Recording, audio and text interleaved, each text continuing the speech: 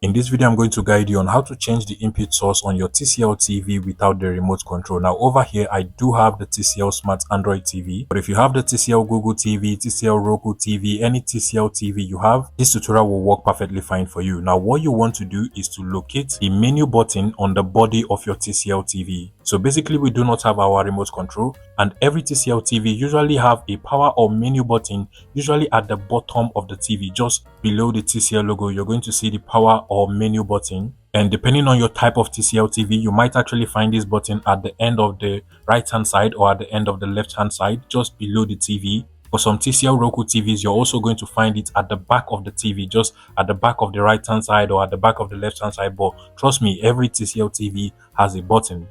Now, once you've been able to find the menu button on your own TCL TV, mine is just below the TCL logo. All you just have to do is to tap on the button once, and you're going to get this menu on your TCL TV. Now, to navigate through the menu, you want to just continuously tap on it once at a time, and you should be able to navigate through all of the options. And to be able to select any option, all you just have to do is to leave the menu button on that particular option and it will be selected. So if you have all of the input source over here, you can just leave it on that particular input source. But if you have the source option like mine over here that has the source option, all you just have to do is to take it to the source option.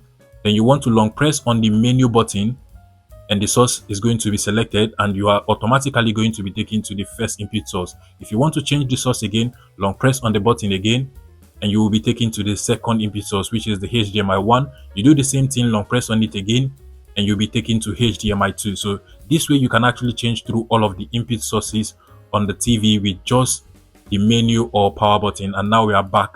But I hope this video was helpful. If it was, please let me know in the comment section and subscribe to this YouTube channel, guys.